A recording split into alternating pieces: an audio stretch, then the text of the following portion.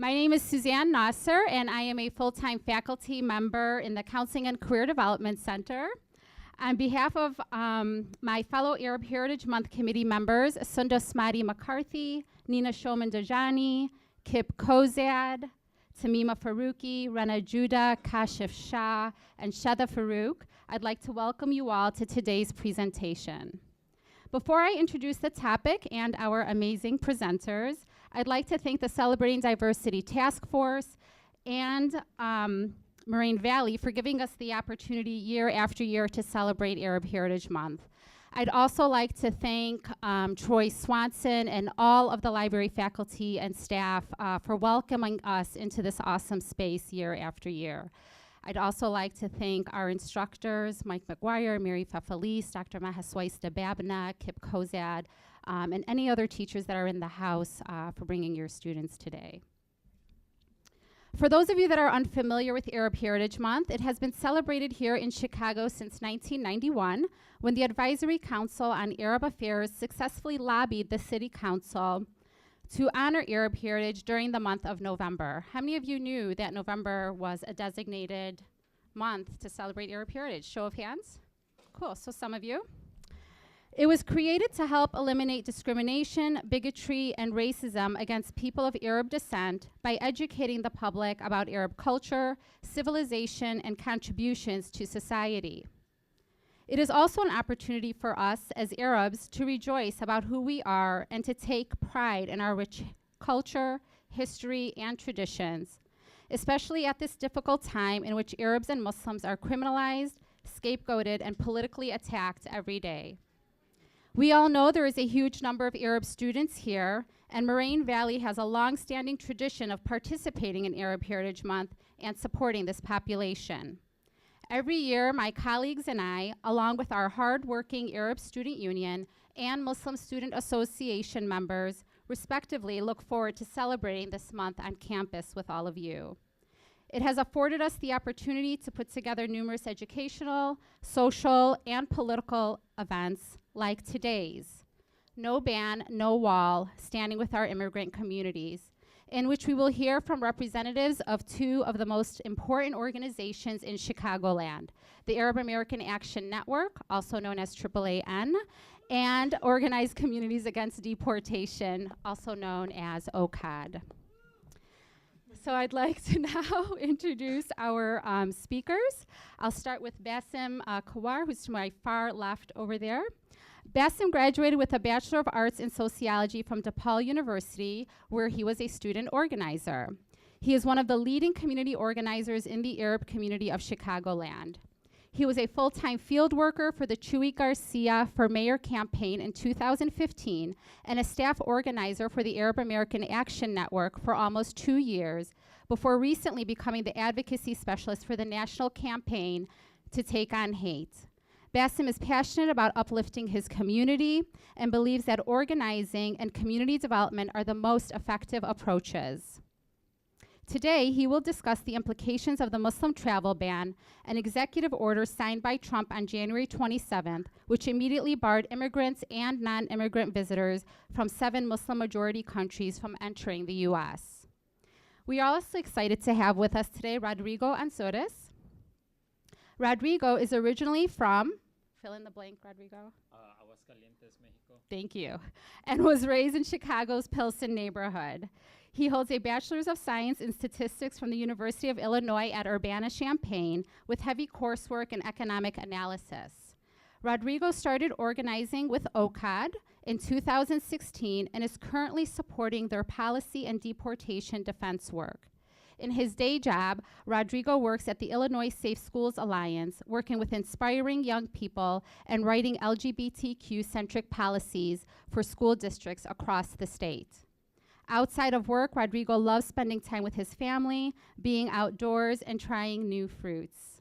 His focus today will be on DACA and OCAD's work of fighting detention, deportations, and criminalization. So before I turn it over to our presenters, we have a couple of students who really called on their courage and wanted to share their journey with all of you.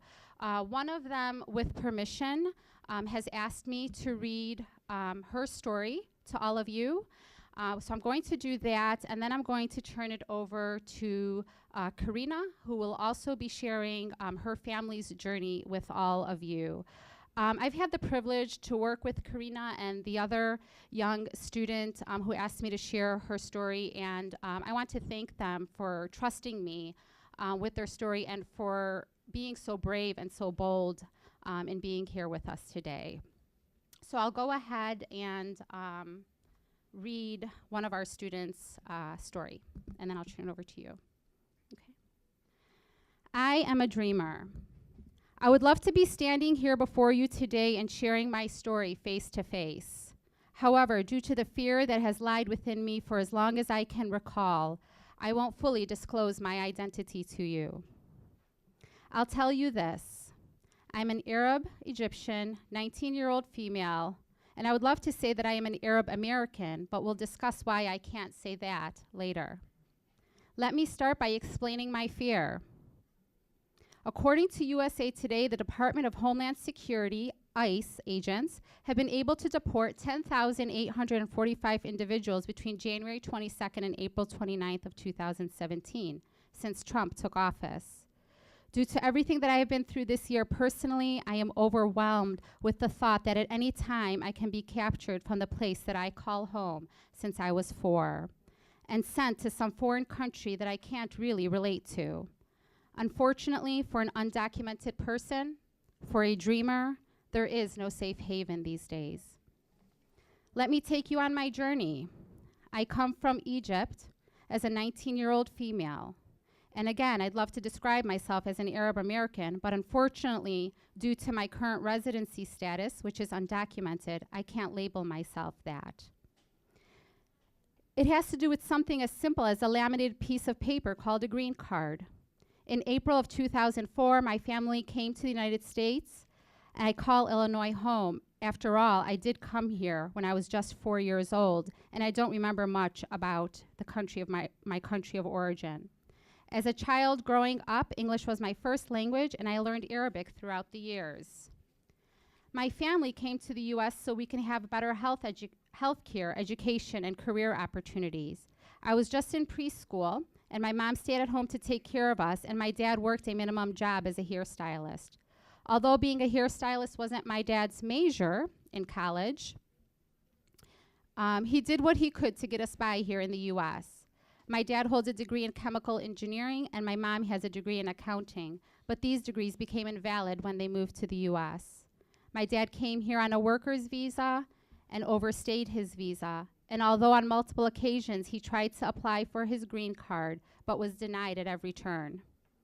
People will always tell me that I have a big smile and that I seem to never take anything seriously because I am constantly laughing. However, it's true when people say looks can be deceiving. To be undocumented in the U.S. is one of the biggest struggles and setbacks anyone can ever face. The fact that you are never safe in a place you call home because of the high risk of deportation is something we face every day. These thoughts are always on my mind, even when I decide to do something as simple as going to the grocery store or even driving to school. The reality of being undocumented hit me hard during high school. It started when my classmates were enrolling in driver's ed and getting their driver's license. During my last year of high school, it was time for me to apply for colleges and scholarships and to really decide on a major. Ever since I could remember, I've always dreamt of becoming a doctor, but little did I know that in order to practice in the medical field in the U.S., you have to be a legal resident. However, that did not stop me from pursuing my dream. I set out to apply for my dream school only to find that I was not eligible to receive financial aid. As you can imagine, trying to figure out that pursuing my dream as a doctor would be almost impossible due to my residency status, and also because I do not, nor do any undocumented students, receive financial aid. This took a big toll on my confidence and on my motivation. I felt hopeless. My parents could only do so much for me, as they already had a lot on their plate. Still, wanting to be ahead and do what I've always dreamt of, I graduated high school as a junior and made the most of my life. The best graduation gift I received was my work permit in the mail. I applied for the DACA program a few months back and had forgotten all about it. You could say it was God's way of telling me everything comes in perfect timing. I could finally apply for my driver's license and now get a state ID, but most importantly, I could apply to college. The DACA program has allowed the Dreamers to be eligible for work permits, driver's license, and to enroll in school. That summer, I decided to enroll in the CNA program at Moraine, Certified Nursing Assistance Program. The following year, I spent a year working full-time to make my dream of becoming a doctor a reality. Although being a CNA was hard, I stuck with it because it made me one step closer to my dream. Everything seemed to be going well until Trump took office. They are trying to repeal DACA despite the many efforts people are taking to save it. The DACA program gave 800,000 Dreamers hope, and now it's slowly fading into the shadows again. Our future is in their hands, and we must be strong, and we must fight.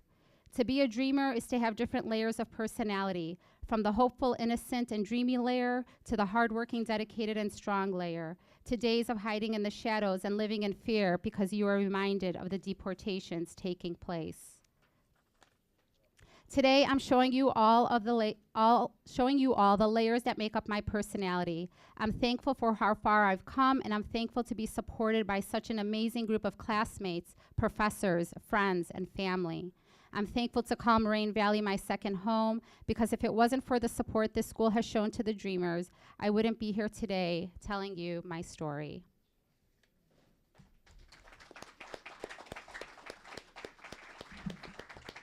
Next, we have Karina.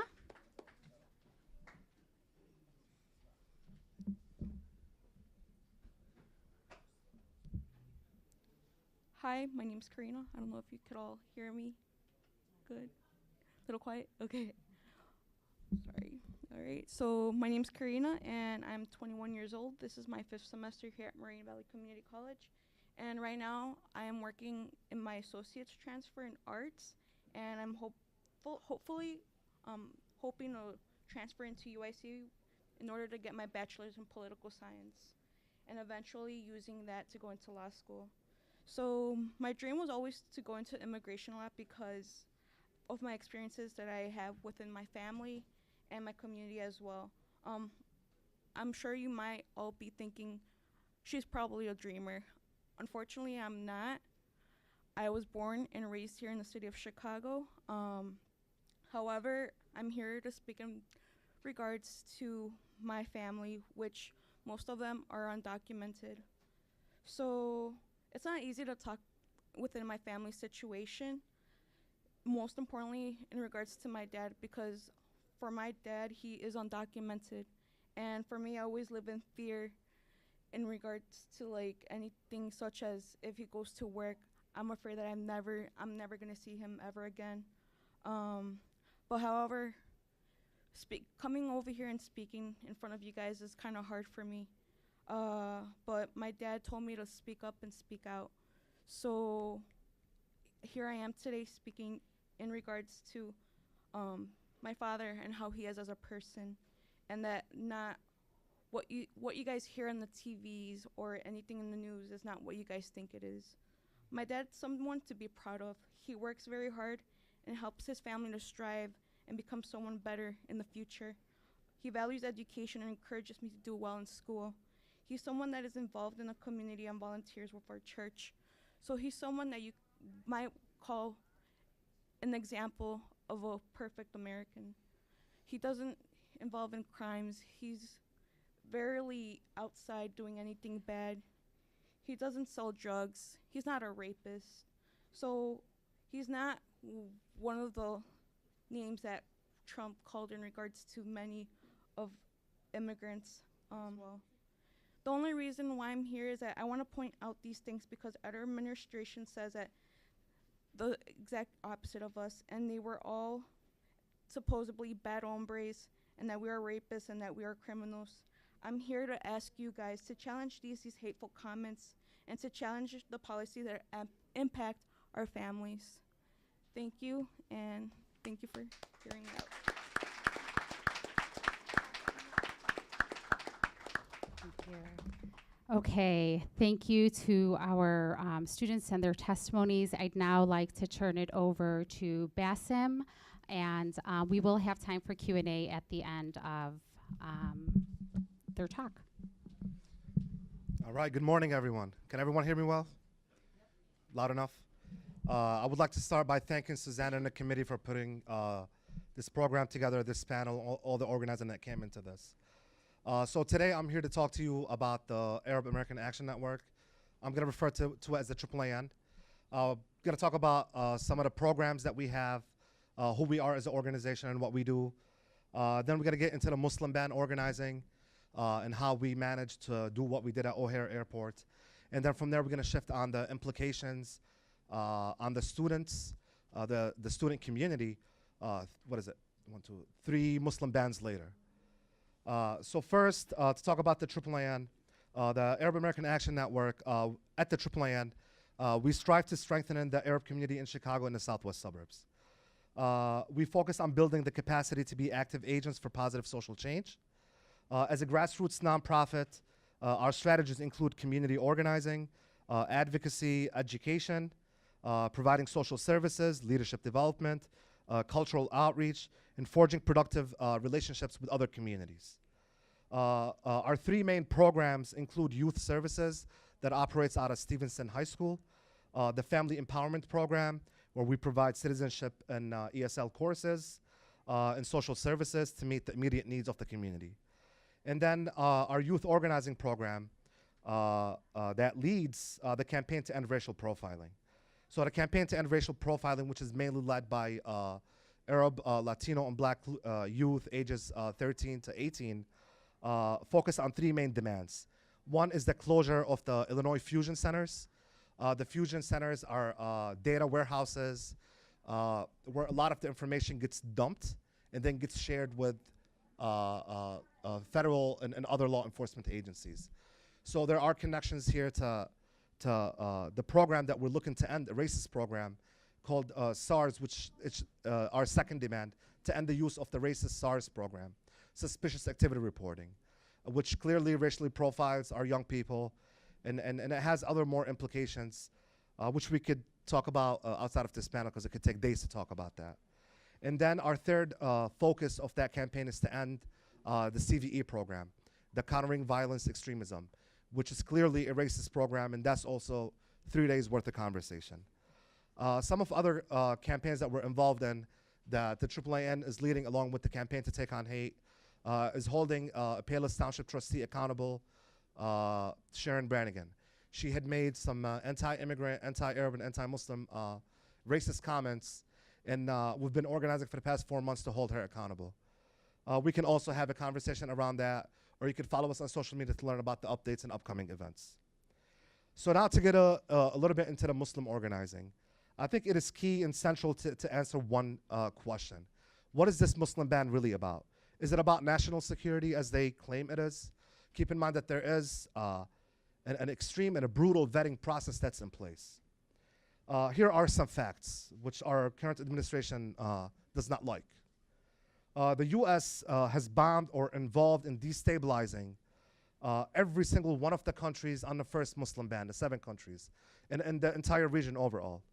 So the US was involved in wars in Iraq, in Libya, Syria, and then we look at the aggression in Somalia, Sudan, and Yemen.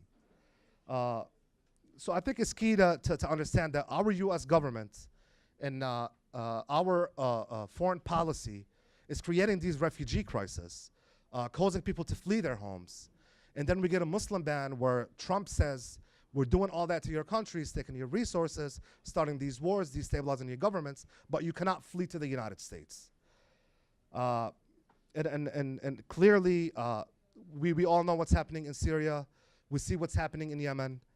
And we truly understand that this Muslim ban, along with the Jeff Sessions and his Department of Justice and the implications on the Black community, and then ICE and the Department of Homeland Security and their implementation memos, are all dangerous policies. So the Muslim ban is not the only dangerous policy, and at the AAAN, we made that clear since day one. So our response post the election has been focused on building a broad response team.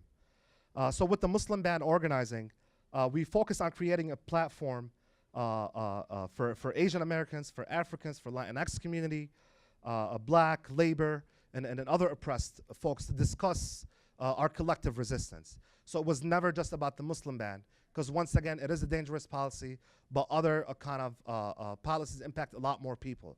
And we will get into numbers as we talk about the impacts on students.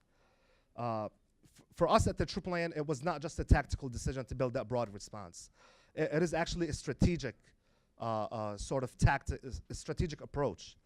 The AAAN has a long decades relationship with the immigrant rights community, and we also work directly in solidarity with the movement for Black Lives, especially with the Chicago Alliance Against Racist and Political Repression. So the Chicago Alliance are leading one of the most important struggles in the city of Chicago. It's around their CPAC ordinance and their CPAC campaign. So a little bit about CPAC, not gonna get too much into details, but CPAC stands for Civilian Police Accountability Council. So the Chicago Alliance is calling for the city of Chicago to create an all-elected council that monitors police crimes and holds police officers accountable. And of course, we know how the city of Chicago is responding to that. Democracy doesn't work too well in Chicago. So now to get more into like the Muslim ban organizing, the day the executive order was signed. As folks might have seen, thousands of people made it to airports all across the country. So our friends in New York at DRUM, DRUM stands for Daisy's Rising Up and Daisy's Rising Up and Moving, led the protest at JFK. Our sister organization, AROC, the Arab Resource and Organizing Center, led the protest at the San Francisco International Airport. And at the AAAN, we led the protest at O'Hare, prompting a shutdown of parts of the International Terminal 5, for those who are familiar with it.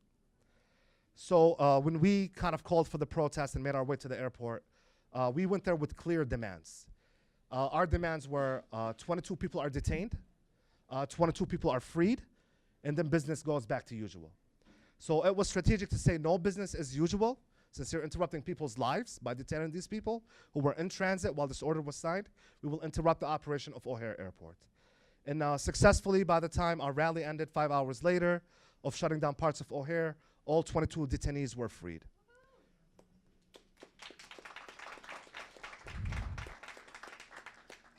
So post that weekend, which was a Saturday and Sunday, there was another strategic sort of approach to our organizing, which was taking these protests to the city of Chicago and shutting down major streets on a weekday around 5 p.m., which I'm pretty sure OCAD could talk more about that strategy and what it means to shut down business.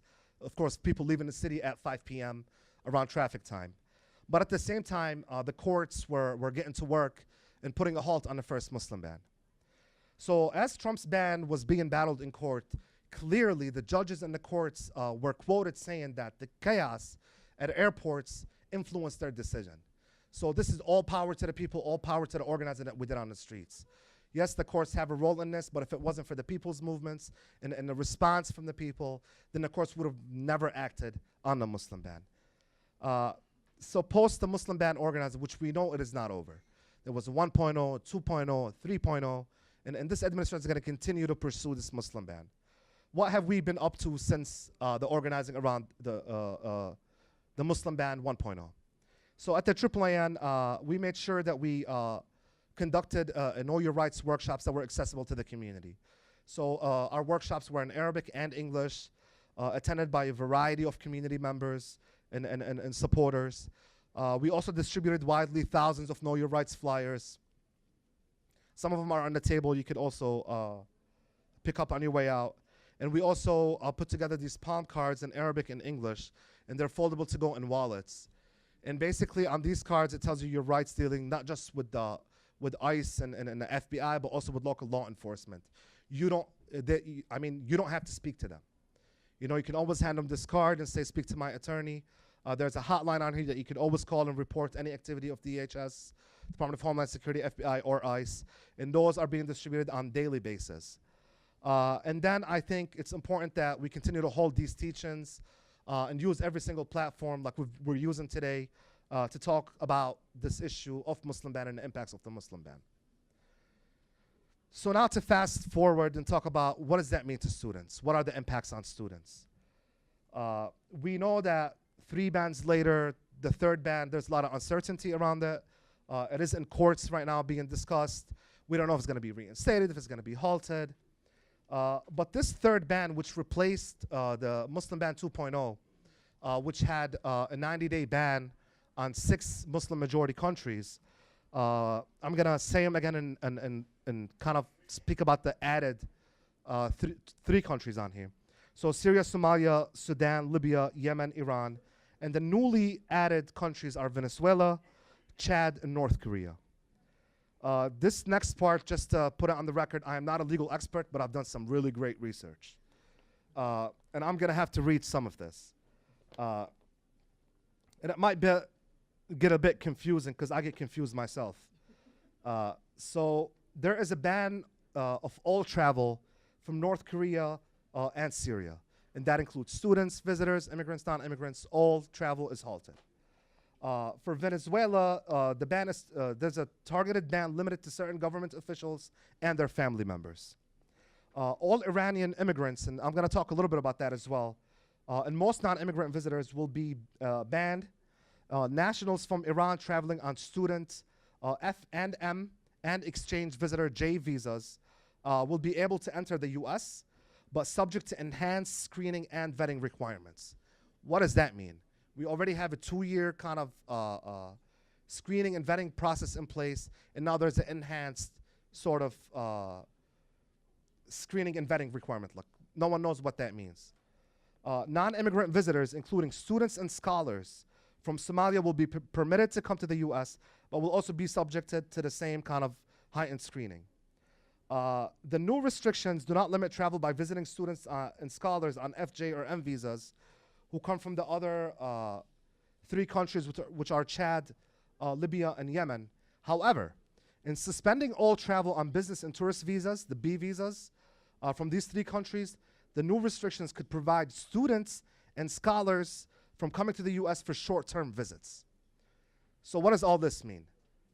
It means that researchers from Chad, Libya, Yemen may no longer be able to attend conferences in the US.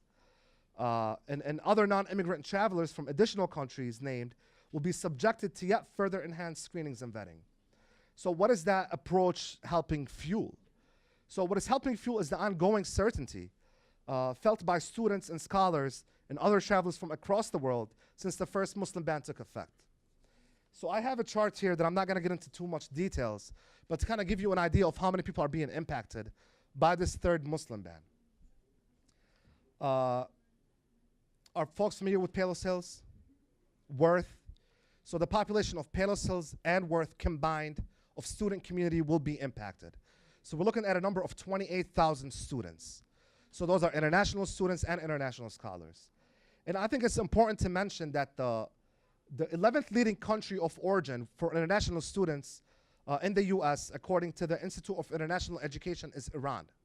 So Iran is falling just 1 country of origin below Mexico and 1 above the UK and having international students here.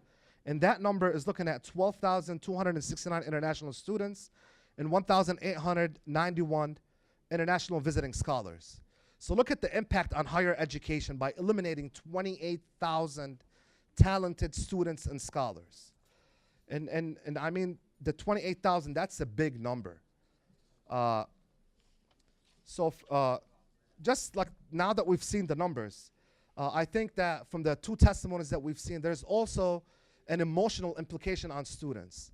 So the 28,000 students, once they travel outside the US, their return to school, their return to class is uncertain.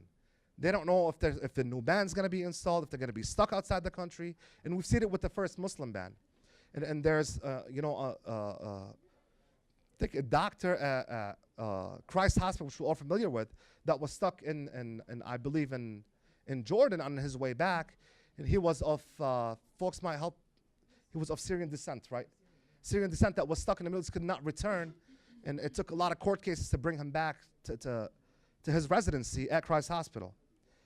And students are not only afraid to leave the country, but their families are not allowed to come and visit them and see them. And that's another emotional toll. Can you imagine coming to pursue your studies? You cannot attend weddings back home. Your family can't come and attend, your graduation in the U.S., and we all know this, like walking across the stage is a big thing for us. And imagine your family not being there, not able to be there. Imagine your siblings who are graduating back home and you're not able to attend their graduations, their birthdays, and clearly there's a lot of implications to this new Muslim ban. So just to conclude here, clearly these policies impact thousands of students. It impacts a lot of the students in this room, our families, our peers, our neighbors. And there's a moral obligation for all of us to stand up and to fight these racist policies. And it is really important for students to bring this question to their campuses. You know, talk to your peers, organize on your campuses, hold your administration accountable, and protect it in a commitment to protecting all students, not the selective few. And of course, support your local organizations who are doing the work. You know, on this panel, we have two of the most radical kind of grassroots community-based organizations in the city. So learn more about these organizations. Visit our social media outlets and follow us and sign up for our email listservs to receive all these updates. This is all I have for you. Thank you all so much for listening. And I'm going to hand it to my partner here from OCAD.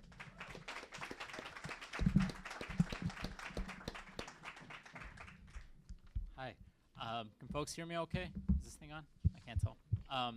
So just by a show of hands so I can get a read of the room, how many folks here know what the DACA program is or have heard of the word DACA? Okay, some. Of those folks, how many think they could articulate really well what the DACA program is? A few more? Okay, cool. And then, well, I think that gives me enough frame of reference. And then how many folks know who OCAD is in general?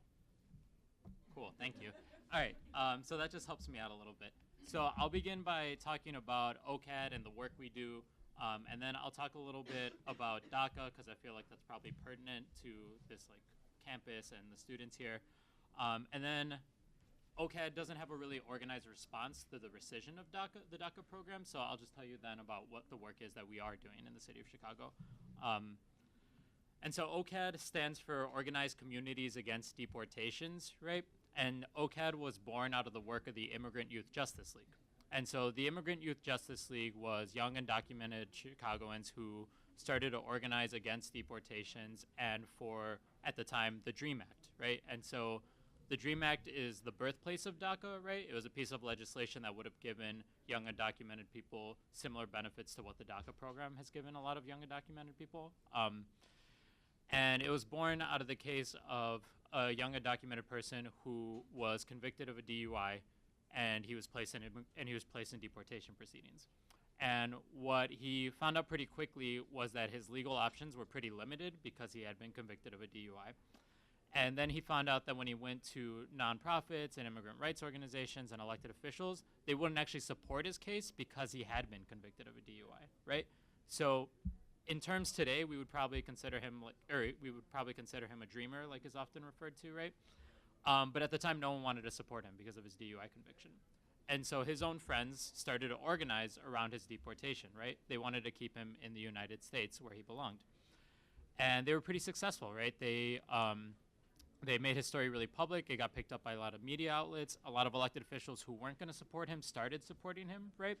And the case became so prominent that Barack Obama himself mentioned it in a speech talking about, like, this is a really amazing young man, and these are the kind of people we want to be supporting and keeping in this country. And he's stuck without, like, any sort of, and he's in deportation proceedings, and he doesn't have a lot of legal options, right? And so IDRIL for a long time organized around the DREAM Act, right? So to get a pathway to citizenship for a lot of people that were brought to the United States without papers when they were young. But they were also really clear on the fact that they didn't want to see more deportations, right? So then they started doing work on when people were in deportation proceedings, IDRIL would support them in their case. And then that project became its own project called Organized Communities Against Deportations. And then as time went on, Barack Obama, former President Obama, signed the order that made DACA possible. And he started, instead of targeting young undocumented people, he started targeting people with criminal records, right? And so those were a lot of the cases that OCAD started seeing. The Immigrant Youth Justice League sunsetted, and OCAD became its own organization, and a lot of the organizers from IDRIL are now in OCAD, right? And so OCAD is an organization that pushes back on deportations, detention, and criminalization. And do folks here know the word criminalization by show of hands?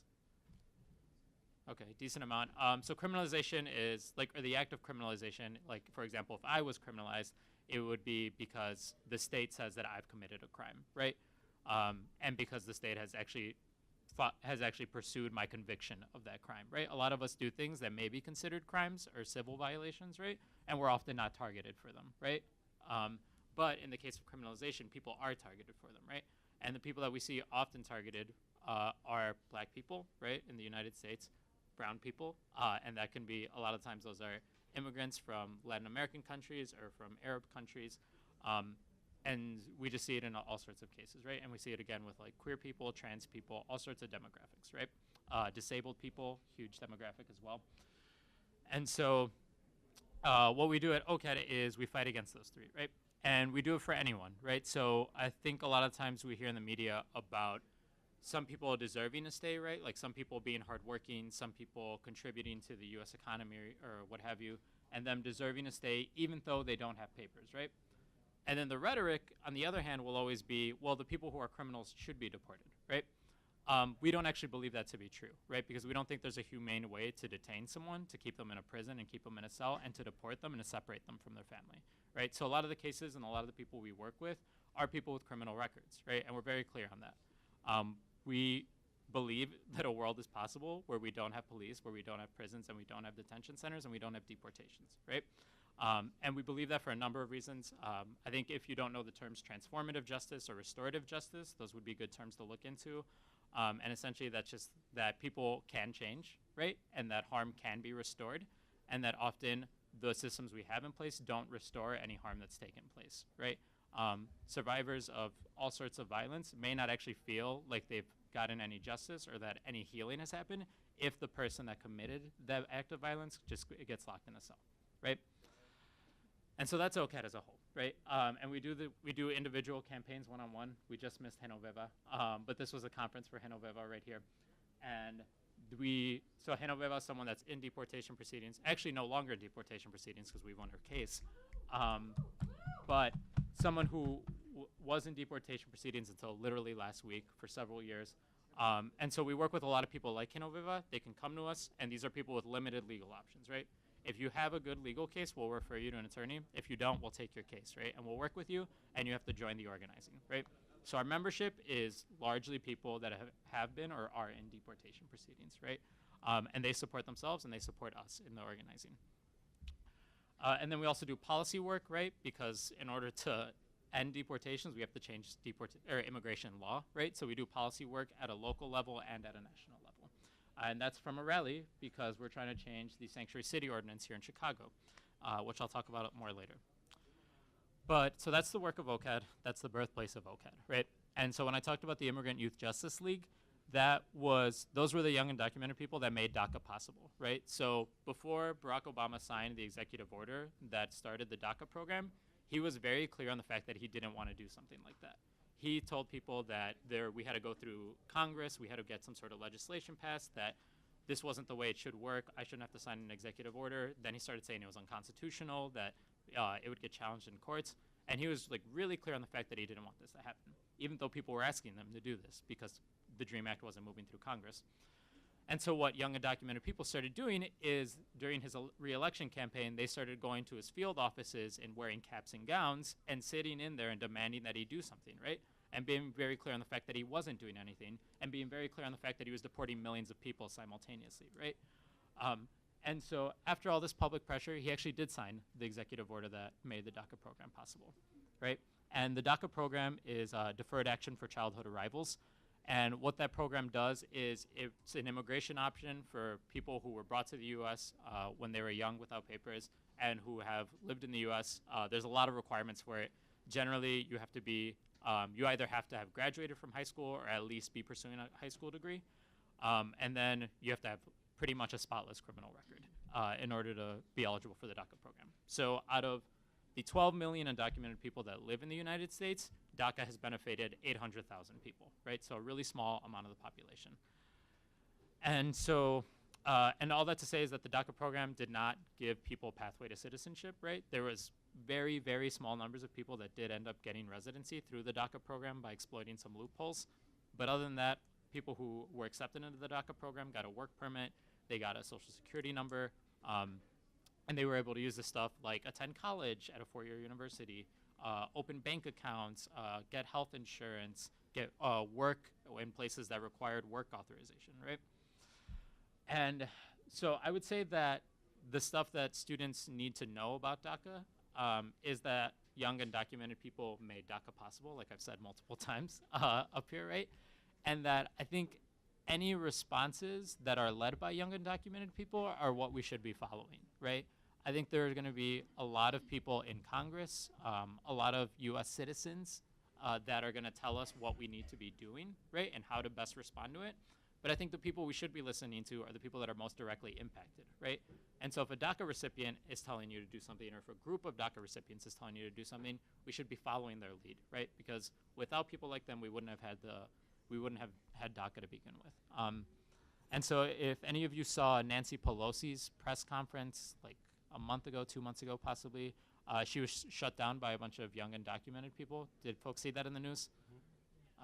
So Nancy Pelosi, huge Democrat. I don't know what her status is in the DNC right now, but very large member of the DNC, very prominent Democrat.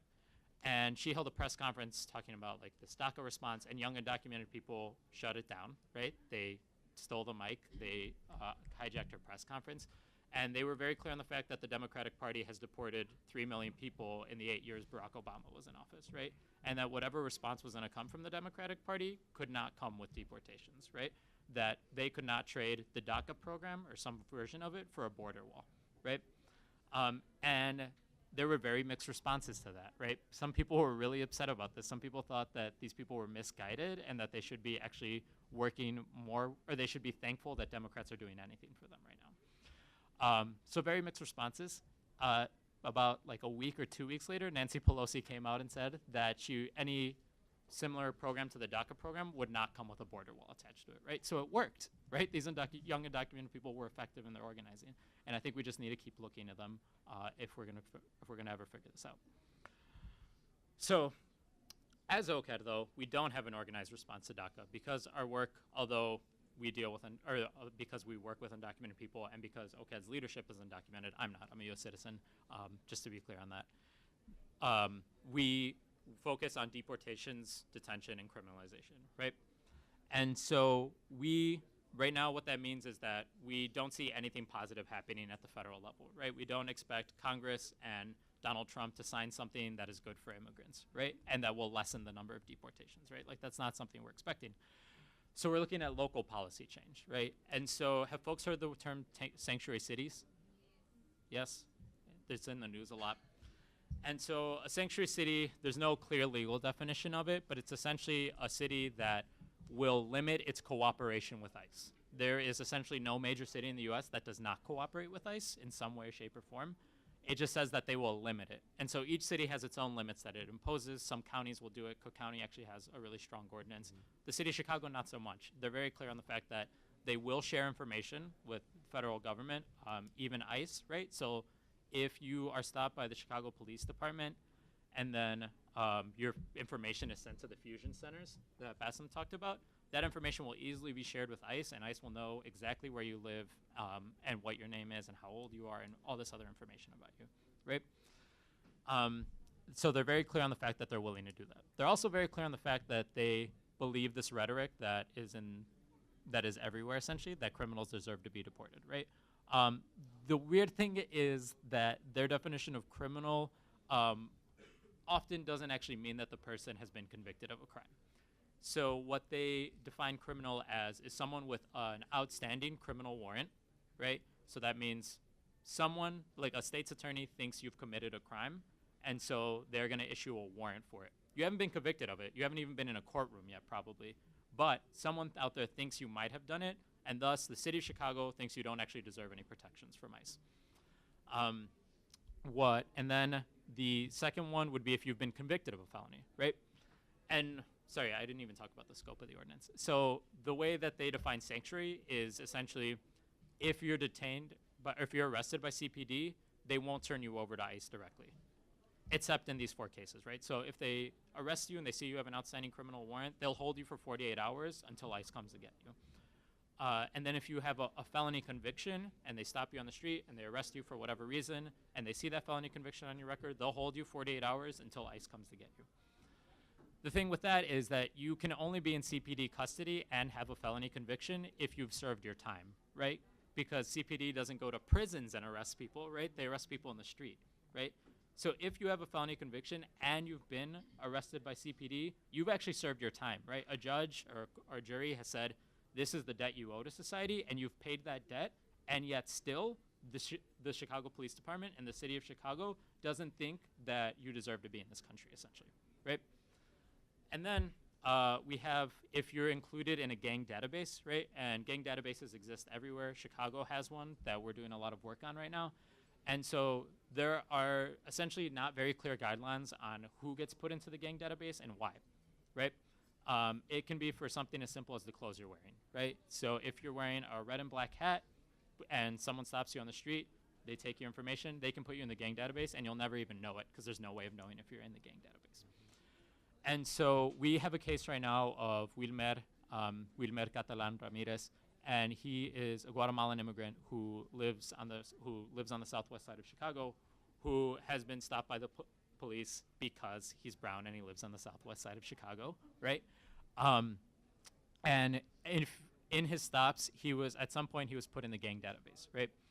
That information was shared with ICE, right? Because the city of Chicago thinks that this is a definition of criminal, and we're willing to share that information with ICE. ICE came to his home, even though he had been the victim of a shooting, I think it was 5 weeks earlier, and he was paralyzed on the left side of his body, still is. They came to his home, they arrested him, they broke his shoulder, they detained him, and they gave him really shitty medical care in detention until he sued, and a number of hearings later, a judge mandated that he get better medical care. He's still in detention, he's just getting better medical care right now, right? And so what we found out was that, so his wife recorded the whole thing on Facebook, put it on Facebook Live, got in touch with media outlets, found out about us, was put in touch with us, and we've been supporting her the whole time. And we've, through a legal project that we work a little bit with, we've been able to submit a lawsuit against the city of Chicago for having this ordinance that allows his information to be shared with ICE, CPD for sharing his information with ICE, ICE for detaining him and breaking his shoulder on what are essentially false charges, and the detention center for giving him bad medical care. And so what we found out now through this lawsuit, because the judge has mandated that certain things be turned over by certain parties, is that he's actually in the gang database twice, right? For 2 different times he was stopped by the police, and both of them are opposing gangs in his neighborhood, right? And so this is what the ordinance for the city of Chicago says is okay, right? Like they say, you're in a gang database, we don't know what that record looks like, we don't know who put you in there, we don't know for what reasons, but we're actually okay with sharing your information with ICE. So that's the third carve-out, and that's a lot of the work we're doing right now, specifically on that carve-out. And then the fourth one is escaping me right now. Oh my goodness, criminal warrant, felony. Oh yeah, and then if you're currently in court proceedings for a felony, which again means you haven't been convicted of a felony, it just means that a state's attorney issued a warrant, and right now you have a court case with either a judge or a jury where they're trying to figure out whether you've actually committed the crime. So those are the 4 exceptions of the city of Chicago. And that's our largest campaign right now, specifically the gang database work. If any of you live in the city of Chicago and would love to learn more about that, we have a lot of organizing meetings come up. You can talk to me after this. And then that's the largest campaign we're working on. The Sanctuary City, specifically the gang database, and Wilmer's campaign, right? Trying to get him out of detention because he's still in detention and has been for several months now. I think it's been about 7 months now. And if some of this is very enlightening, or sounds powerful, or seems like stuff you want to get plugged into, or stuff that you want to stuff that you want to support, you can like us on Facebook, and we're constantly asking people to call someone, or write to someone, or email someone, or sign a petition, right? And when you see that stuff, it's pretty easy to be like, what is this actually going to do, right? Like, if I call this person, are they going to actually listen to me? If I sign this petition, who does it get turned over to? We ask people to do that because it works, right? So in the case of Genoveva, who's not up there, she's a grandma from Berwyn who was in deportation proceedings for a very long time. Genoveva was arrested by a police department. I can't remember which one, in the suburbs and turned over to ICE directly in her case, right? And then she was kept in detention for several months. She got out. She's been fighting her case for a long time. Finally has a resolution to her case. In her case, we were constantly posting on social media telling people to call the field director for the ICE office in Chicago. So the Chicago ICE office controls the ICE operations in the entire Midwest. I can't remember which state specifically. And there's a man there who has the power to stop any and all deportations in the Midwest, essentially, right? And so we're constantly calling him and telling him to stop the deportation of a specific community member. So if you like us on Facebook, you'll see who that community member is. You'll have the number to Ricardo Wong is his name, and you'll be able to call him. If you see a petition, fill it out. If we ask you to email someone, please email someone. And then what Bassem said, I think, is really powerful as well, in that you can organize locally and nationally, right? So you can do stuff on your campus to hold people accountable, right? If your campus says we want to support DACA recipients or we want to support Dreamers or whatever rhetoric they're using, you can actually hold them accountable to that, right? So if DACA recipients aren't eligible for financial aid in the state of Illinois, which they're not, then what is the campus doing to meet that gap, right? Like, are they providing scholarships to young undocumented people so they can attend school here? And then nationally, there's all sorts of ways to plug in, right? I would say Mi Gente is a really good national group that we're connected to, MIJENT, not how you would traditionally spell it in Spanish. But they're a wonderful group. You can always get plugged into their work there, and they'll keep you updated on all sorts of national work. Oh, there's Genoveva. Damn, she's gone again. But that's Genoveva. And then I would say, like, really micro things that you can do on a one-to-one basis is when you hear people talking about, like, a hierarchy of immigrants, you should feel free to try to interrupt that, right, and try to change their thinking a little bit, right? So if people are like, we need to keep DACA recipients safe, and we need to deport all these other people, right? We need to deport criminals. What defines a criminal, right? And why do you think it's so important for that person to be deported, right? When there's all these other solutions that our criminal legal system here in the U.S. says that we have, right? And if that person is deported, will they stop causing harm to people and wherever else they go, right? We don't know that, right? We don't. And chances are, if the only thing that's done to address the harm that's happened is changing their address, chances are that harm's going to keep happening. And that's about everything I have. So thank you.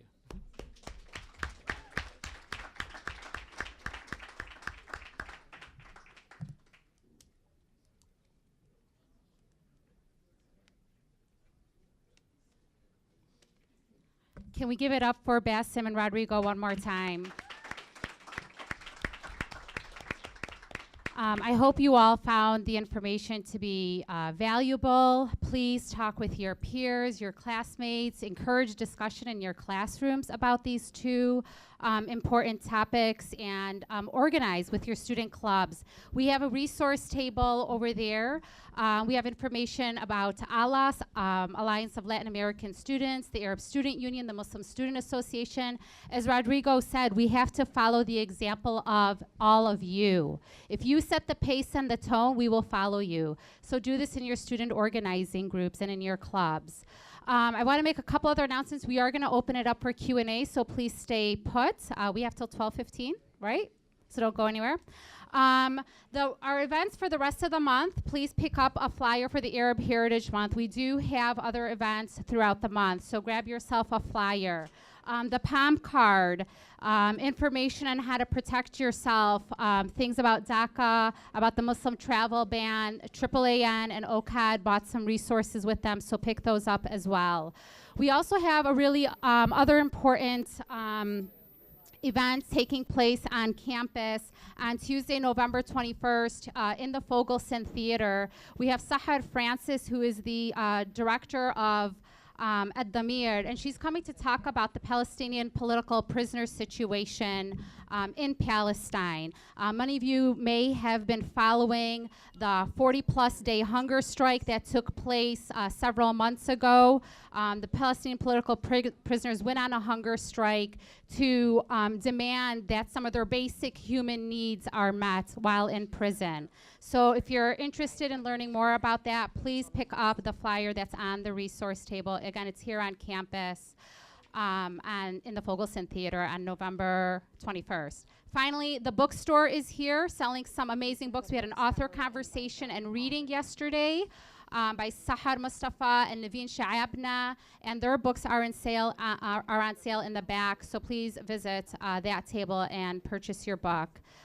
So right now, what I'd like to do, Nina has a mic, and we're going to open it up for Q&A.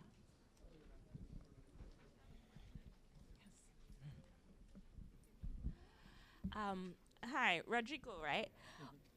Can you speak a little bit, because what I've learned recently is we talk about private prisons, the focus on private prisons has shifted now.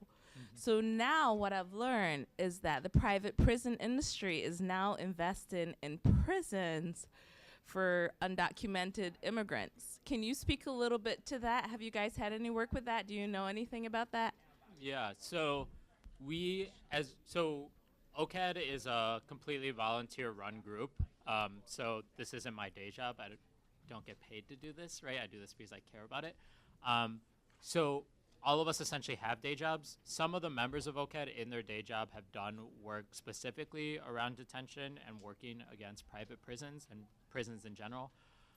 In OCAD, because we're Chicago-based, people generally in Chicago and the surrounding areas don't get sent to private prisons because there aren't any super readily available in the area. But you're absolutely right, right? A lot of immigration detention centers are private prisons, right? And so what we'll often see, or there's like a really, one that a lot of people get sent to around here is McHenry County Jail. And so that's your typical jail, right? And then they also have a contract with ICE that says that they will they'll keep immigrants there while they're in deportation proceedings, or until they get some sort of resolution in their case.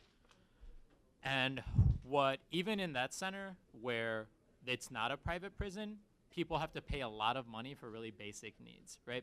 So in McHenry County, if you have a loved one in McHenry County in immigration detention there and you want to visit them, you can't actually see them in person.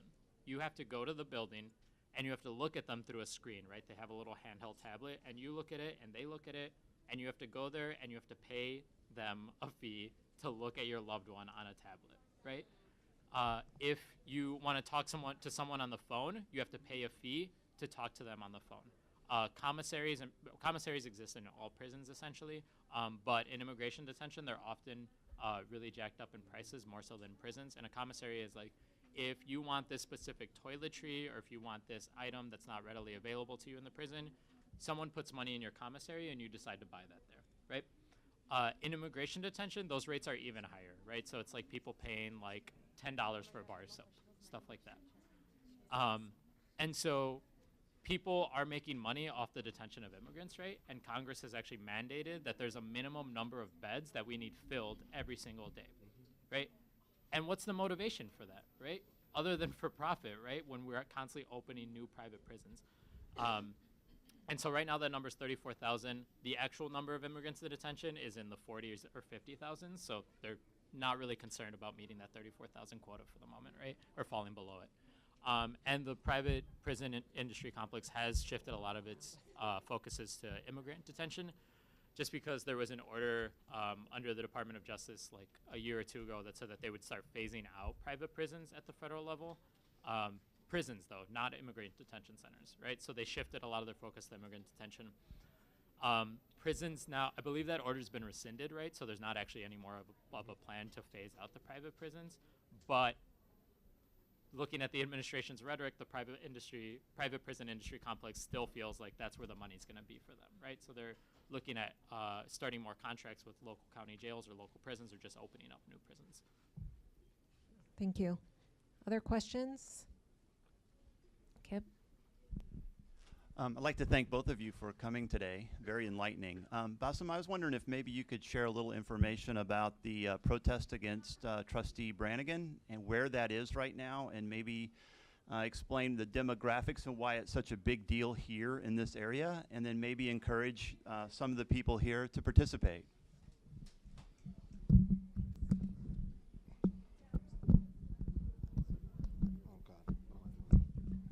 All right, I almost lost it here. Sharon Brannigan is a trustee at the Palos Township. So the Palos Township includes all or parts of Palos Hills Heights, Park, Hickory Hills, Worth, parts of Orland Park, Willow Springs, and I'm missing one. So it is this area right here in the 3rd district where 30% of the population are of Arab or Muslim descent. So this trustee was making very anti-Arab and anti-Muslim racist comments. And she sits on a board of with 4 other trustees who clearly have not taken a stand on her comments. She had before, behind her First Amendment right that it's her right to free speech to go after Middle Eastern students. To have this claim, which also we always want to avoid the good versus bad immigrant, because that's not the narrative that we're pushing. But her claims were that the schools are filling up with undocumented or with Middle Eastern students without proper documentation. She claimed that women who wear the hijab, the Muslim veil, are not dignified, and other claims. So there was kind of like an uprising in the community around these comments. And of course, we see what's happening all over the country with the kind of racist rhetoric, with this administration kind of an emboldenment of white supremacy in their attacks. I mean, it was evident in Virginia. And the response from the community is to go after this trustee. She refused to apologize to the community. And once that refusal came in, we demanded her resignation. So for the past 4 months, we've been packing, rallying at the general meetings. The township have been trying to avoid the community. So they've postponed the last meeting 3 times. With no notices, they hold special secret meetings to kind of get their work done, because we've been interrupting business as usual. Hundreds of community members, many in this room, have been attending these. The next township meeting was supposed to be the 25th. They postponed it to the 20th. So we assume it's going to be the 20th, and their kind of excuse was we can't find a venue that's going to accommodate all community members, because the community's taking a stand that we were not going to host this township with this racist trustee on our premises. I know Moraine Valley was one of those schools. The school on 111th, I forgot the name of it, Stag. The library, the Chateau Del Mar, the Hickory Hills Country Club, all refused to host this meeting. And now they're taking it back to the township on 108th and Roberts Road. So it is your community. Be there and make sure you complain. And follow our campaign page. So. Thank you. We have a question up front. Mary? Thank you. Also, gentlemen, this was very edifying. So my question is, to play kind of a little, because of course I'm in agreement with both of you, how do we allay the fears then of people who maybe lack the understanding of these, because obviously these are very nuanced topics. There's a lot of things I learned from you that I had no clue about from both of you. So how do we allay people's fears about security? Because that seems to be sort of as soon as you throw out the term, anything having to do with national security or people's fears of any kind of, whether it's terrorism or a crime or whatever, you get them. They're sold. So how do we combat against that? I know it's a very general question, so take it in any direction you want to, but.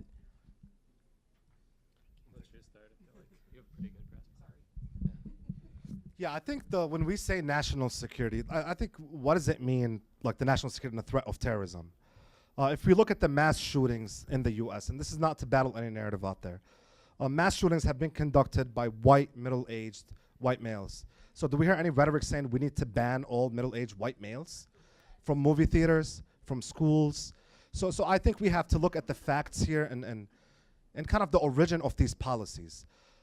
So the policies that we hear and the rhetoric that we hear from the administration, and not just the Trump administration, previous administrations, was always sort of a factor to justify policy.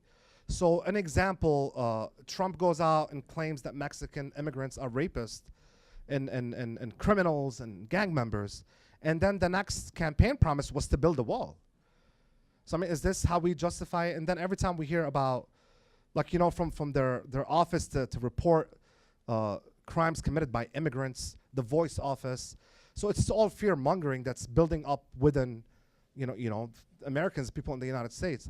So ways we can battle that is to state the facts, educate people about our community, and in all honesty, hold space. You know, we are here, we're gonna be loud. We're gonna continue to organize, and we're gonna continue to meet the needs of our people. This would be my response. State the facts, continue to organize and educate our peers. Yeah, I think like the first thing that comes to mind is like the immediate thought of like, well, like what does security mean, right? And like for whom, right? When Bessem talked a lot about like the violence that the U.S. is responsible for in other countries, right? That then drives people to try to come to the U.S. or just leave their homes, right? So when I think of security, I like often think about like security from what and like for whom. I don't think that like the U.S. is very invested in the security of people outside of the U.S., right? And I think the average American also isn't really invested in that when like you really get down to it. So I think like thinking about like what like who we're actually trying to keep safe changes that question a lot. And then I think also like the way we think about violence in our society is like a very limited scope. Like it's like if it's not physical violence, then like it's not violence essentially, right? But so we'll say like, so like if we use like something like gender, right? If like a trans person is beat up essentially because they are trans, then that's considered violent, right? And we like all understand and accept that, right? If Congress tries to take away the health care of all trans Americans, we don't like immediately equate that as violence, right? Like we may equate that as bigoted, we may equate that as like wrong even, or like have a visceral reaction to it, but you don't see media outlets saying that that's a violent act, right? When people will actually die from that, right? And a lot more people will die from that than like one person being like physically assaulted. So yeah, I always just try to think about violence in like a lot of different ways, or even just like emotional and social violence, right? So like if someone is detained and deported and they're the primary breadwinner for their family, that's an act of violence against their family, right? Like what happens to their children? What happens to their partner? What are the outcomes for those people? Do they actually lose years off their life at the back end of it because they didn't get proper nutrition when they were growing up? Stuff like that. So I think like how we just think about security and how we think about violence changes a lot. And I think if we address a lot of different things, then we would have to worry less about like who's coming after us or like things like that, you know? Go ahead, Besson. Yeah, I also just want to add about failed policies that kind of feed into this narrative, like NSEERS, which was a special registry instilled in the George Bush era where Middle Eastern males ages 18 to 64 from 21 countries, predominantly Arab countries, had to register. So what did that program lead to? It led to 80,000 males being registered, 15,000 deportations, and not one conviction on terrorism charges. So like all these policies that they're instilling, they're just failed policies. They're not created to secure the US or secure the American soil. I think if we want to secure the American soil, we need to invest in the immigrant communities, invest in programs, like after school programs, invest in healthcare, let's invest in education. You know, like why do we have to pay hundreds of thousands of dollars to attend schools?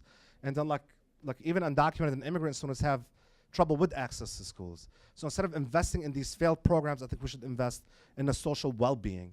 So let's look at it as a sort of a public health issue versus a public kind of fear and a crisis and a criminal issue. I think that would be a way to look at it as well too. Suzanne's going to be coming up to make some closing remarks, but I do want to say I think Bassem and Rodrigo are going to hang out for a few minutes afterwards, so you can approach them and speak to them and get some advice one-on-one or ask them some questions. I personally want to thank you both for coming. I really appreciate everything you shared today.